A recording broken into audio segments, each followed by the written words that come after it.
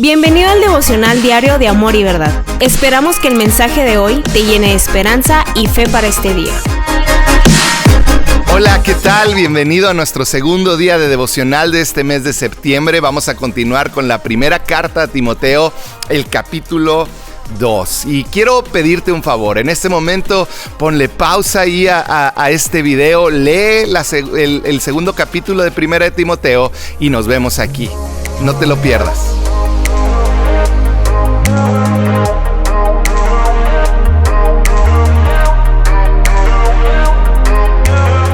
¿Qué te pareció? Increíble este capítulo 2, ¿verdad? De Primera de Timoteo. Este capítulo trata varios temas controversiales, así que vamos a empezar. Lo primero que hace Pablo en el versículo 1 es darnos una orden a ti y a mí. Pablo le está hablando a Timoteo, pero nos está hablando a todos nosotros y nos dice: te ruego que ores por todos los seres humanos. Esta es nuestra tarea como hijos de Dios, ser intercesores por toda la raza humana. No tan solo de aquellos que nos caen bien o nuestra familia o gente que está cercana a nosotros, sino por toda la raza humana, aún los que hacen el mal, aún los que nos han hecho daño. Dios nos llama a ser intercesores. Inmediatamente después de que Pablo habla esto y que nos dice sean intercesores, Pablo comienza hablando de un tema crítico en ese tiempo. Pablo comienza a decirles: tienen que orar por sus gobernantes, tienen que orar por sus autoridades. Iglesia, es nuestra tarea orar por nuestros gobernantes, por nuestras autoridades, por toda aquella persona que está en un puesto de eminencia en el gobierno. No importa si tenemos preferencia política hacia ellos o no, si votamos o si consideramos que están haciendo lo correcto o son malos gobernantes. La Biblia es clara y nos dice que debemos interceder, que tenemos que orar a favor de ellos. Ahora, la primera pregunta que nace cuando leemos esto: ¿debo de orar también cuando mi gobierno, mi gobernador o mi autoridad es corrupta, está haciendo lo incorrecto? Pablo fue claro y nos llamó a orar por nuestras autoridades. Ahora, quiero explicarte algo que sucedía en el tiempo de Pablo. ¿Por qué las palabras de Pablo eran tan atrevidas? Eran algo inconcebible. En el tiempo del contexto que se habló esto, Roma gobernaba gran parte de Europa y había un poder de este hombre llamado Nerón. Nerón era el gobernante, era la autoridad máxima del imperio romano. Y Nerón era conocido por ser un hombre sangriento, un gobernador, una autoridad sangrienta que asesinaba, que maltrataba, que no le importaba pisotear a aquellos que conquistaba y que servían al imperio romano. Y Pablo, en ese contexto donde todos los judíos, donde todos los gentiles odiaban a Nerón, Pablo les dice: tienen que orar por Nerón. Entonces, ¿debemos de orar aún por los malos gobernantes? ¿Debemos de bendecirlos? Claro que debemos de hacerlo. Claro que debemos de orar por cualquier persona que esté en un cargo oficial. Pablo, a pesar de que era una locura, lo deja bien claro. Después de esto, Pablo, fíjate lo que dice en 1 de Timoteo 5-7, dice: hay un Dios y un mediador que puede reconciliar a la humanidad con Dios, y es el hombre Cristo Jesús. Es Jesucristo. Dice: Él dio su vida para comprarles la libertad a todos. Este es el mensaje que Dios le dio al mundo justo en el momento preciso. Y yo fui elegido, y tú también, como predicador y apóstol para enseñarles a los gentiles este mensaje acerca de la fe y la verdad. No estoy exagerando, solo digo la verdad. Tú y yo fuimos escogidos para llevar este mensaje.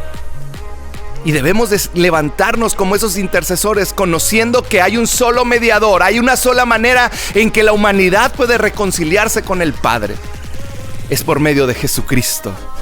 Y después Pablo sigue hablando y llegamos al versículo 8 y comienza a hablarle a los hombres. Dice: deseo que cada lugar de adoración los hombres oren con manos santas, levantadas a Dios y libres de enojo y controversia.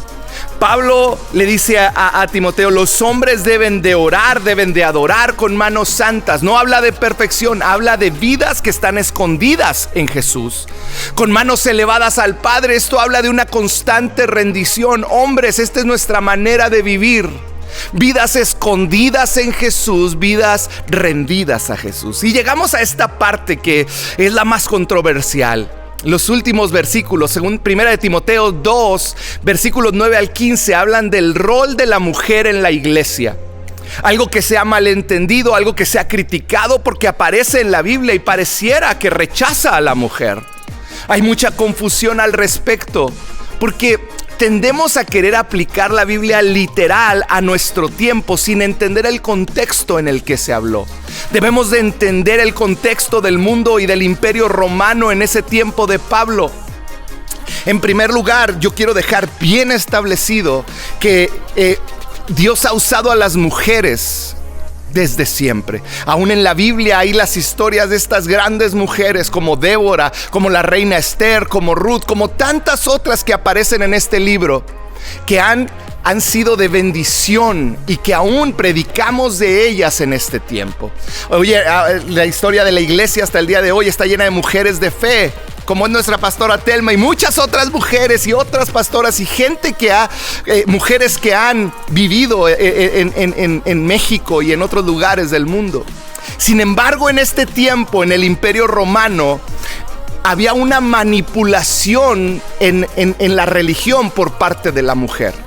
Había estas religiones, esta adoración a estas diosas como Afrodita en Corinto. Era probable que ella era de las más inmorales que existía, el culto a Afrodita, la cual había convertido la prostitución en religión, una religión llena de sensualidad, de sexualidad y de perversión. Las mujeres eran sacerdotisas y llevaban, dicen los historiadores, el pelo suelto y vestían de manera provocadora y el culto a Afrodita en ese tiempo tenía que ver con la sexualidad y la sensualidad. Por eso Pablo les dijo que deben de tener una manera de vestir decente, que deben de cubrir su cabello y todo lo que Pablo habla. ¿Por qué? Porque Dios estaba salvando a mujeres y a hombres que venían de este estilo de vida y que de repente llegaban al contexto del cristianismo, de seguir a Jesús, y con el tiempo querían empezar a vivir de la misma manera. Y Pablo les dice no. Por eso le habla tan duro a las mujeres. ¿Por qué? Porque ellas venían de este contexto. No quiere decir que Dios no las pudiera usar. Eso ocurrió también en Éfeso en el templo y la adoración a Diana. Sacerdotisas que tenían esta inclinación, estas prácticas. Y Pablo por eso hace énfasis en esto. Hoy yo quiero decirte, nosotros creemos como iglesia y yo como pastor en el ministerio de la mujer, las apoyamos y creemos que Dios las puede usar, Dios las usa y tiene un gran propósito para cada una de ustedes. Así que, mujer que estás escuchando, adelante, levántate, predica el evangelio porque Dios te puede usar de maneras increíbles. Gracias, que Dios les bendiga. Gracias por ser parte de este devocional. Si te gustó el contenido, suscríbete y compártelo.